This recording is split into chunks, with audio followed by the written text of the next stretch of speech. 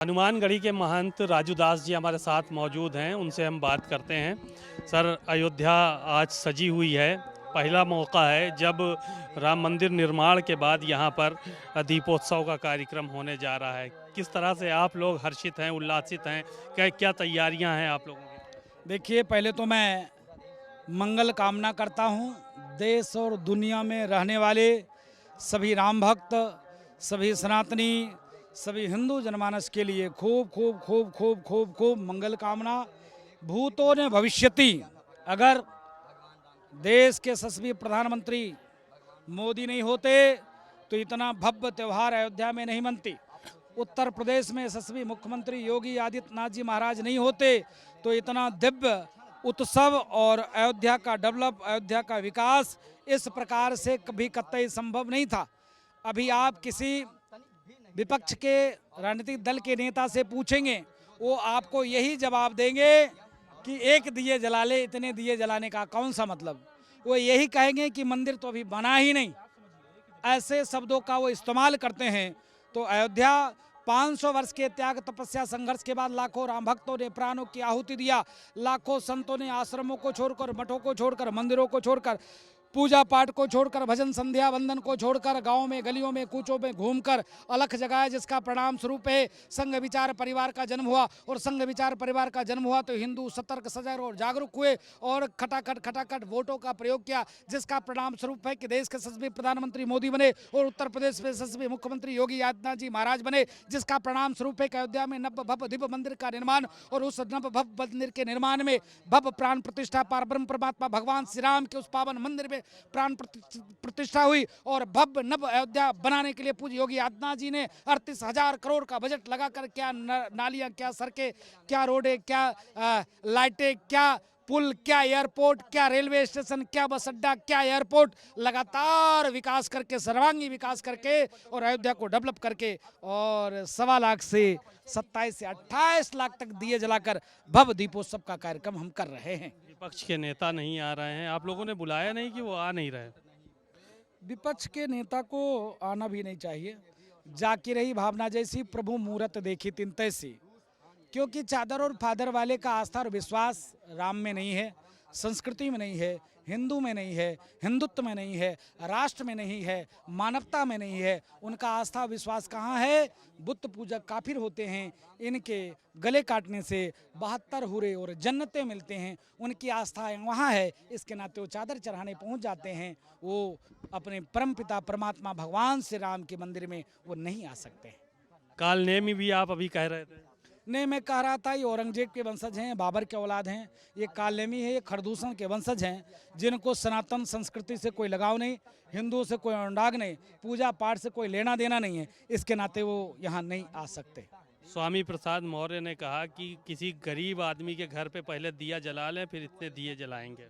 ने स्वामी प्रसाद मौर्य जैसे आतंकवादी, स्वामी प्रसाद मौर्य जैसे बेविचारी, स्वामी प्रसाद मौर्य जैसे राष्ट्र विरोधी, स्वामी प्रसाद मौर्य जैसे धर्म विरोधी, स्वामी प्रसाद मौर्य जैसे मानवता के विरोधी, स्वामी प्रसाद मौर्य जैसे संस्कृति के विरोधियों को मैं बात का कोई तवज्जो नहीं देता, क्योंकि वो द्वेष फैलाता है, जहर घोलता है।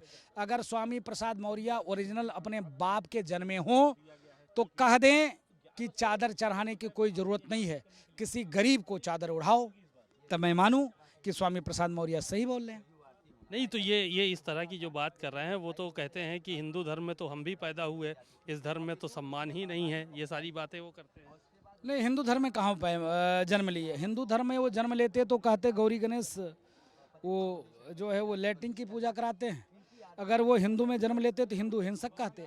अगर वो हिंदू में जन्म लेते तो वो कहते कि रामचरितमानस नफरती ग्रंथ है, इसको फाड़ना चाहिए, जलाना चाहिए, प्रतिबंध करना चाहिए।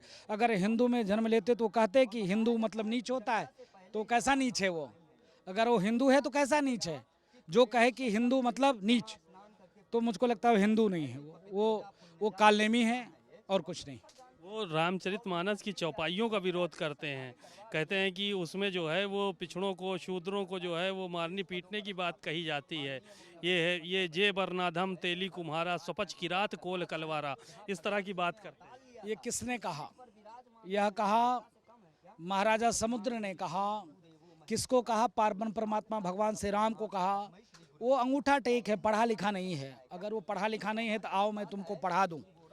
और इससे भी मैं पढ़ाता हूं और इससे भी मैं पढ़ाता हूं। स्वामी प्रसाद मौर्य, आओ तुमको मैं पढ़ा दूं रामचरितमानस के बारे में, जो पारब्रह्म परमात्मा भगवान श्री राम ने संतों को अहंकार को दरकिनार करते हुए माँ सबरी के जूठे बैर खाए।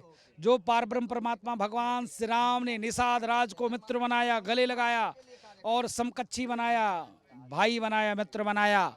जो पारब्रह्म परमात्मा भगवान श्री राम ने केवट के अनुमति के बिना नैया पार नहीं किया। जो पारब्रह्म परमात्मा भगवान श्री राम ने कोल को, भील को, सबको गले लगाया, छुआछूत, ऊंच नीच सारे भेदभाव को खत्म करने का प्रयास किया। उन राम के बारे में टिप्पणी करने से तेरा मुंह सर जाए, गल जाए और इस गदे से टूट जाए, यह मंगल कामना मैं तुम्हारे लिए करता हूँ। आप लोगों ने तो इनाम भी घोषित किया था, लेकिन एक बार तो कह रहे हैं कि आपने पढ़ाने की कोशिश की थी इससे वहाँ पे किसी प्रोग्राम में। नहीं, एक बार तो मैंने उनकी ठुकाई की थी ताज होटल में, और ठीक से ठुकाई की थी। अभी भी वो भूले नहीं हैं। इसके नाते बीच में थोड़ा सा डाउन मार गए थे, लेकिन फिर भी यह अपशब्द का प्रयोग करने लगे। तो मैं हिंदू जनमानस से अपील करूंगा कि इनको छोड़ना ठीक नहीं है। जब पारब्रह्म परमात्मा भगवान श्री राम राक्षस राज रावण को मार सकते हैं, तो आप इस प्रकार से एक जो धर्म विरोधी स्वामी है उसको जवाब नहीं दे सकते हो, आपको देना चाहिए। चलिए, शुक्रिया। तो राजू दास जी थे, वो कह रहे हैं कि सनातन धर्म के मानने वालों से उन्होंने अपील की है कि जिस तरह से राक्षसों का नाच भगवान ने किया है, वैसे ही स्वामी प्रसाद मौर्य का भी नाच होना चाहिए। कैमरामैन पंकज निगम के साथ सीमा नकवी, भारत समाचार, अयोध्या।